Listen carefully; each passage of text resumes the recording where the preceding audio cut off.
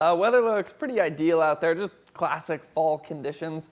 The one big event that we have going on across the Central Coast today is that Monterey Bay Half Marathon. We had a really chilly start for the beginning of the marathon, which was at about 6:50 a.m. this morning, 42 degrees.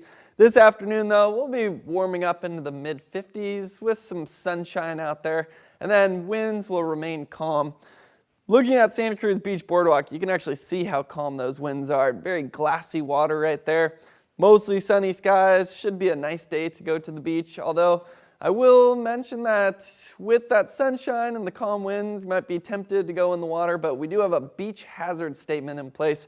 There's just some larger waves coming into the Central Coast today, but it seems like mostly tomorrow, and because of that, just the increased chance of things like riptides, sneaker waves, so something to think about. Water is also very cool, so wetsuit could be a good idea. Now, looking at how cool the temperatures are, we're finally up into the mid-40s. We had some mid-30s throughout the morning, and then tomorrow morning actually looks like we'll be a little bit cooler.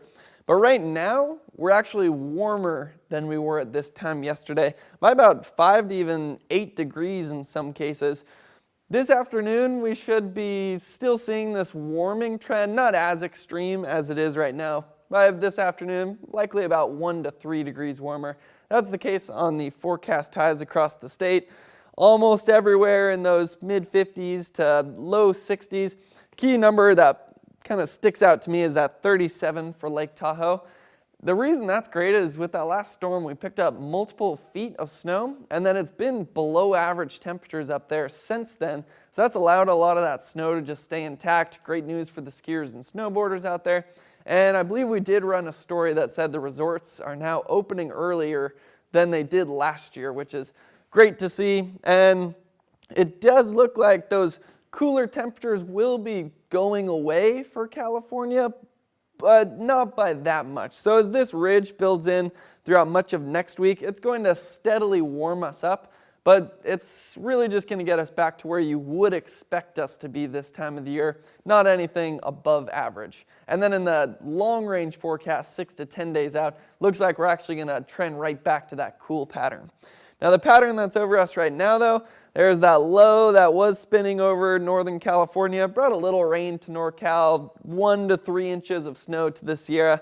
That's moving off though, and then behind that is just the sunshine because of that drier air that you could sort of see on that water vapor map. The other reason we're seeing all this sunshine though is if you look at the wind direction, it's coming mostly from the north right here, and that's just pushing those clouds directly off of the coast. Almost looks like the entire Pacific Northwest is seeing that sunshine. And then that should continue for much of next week.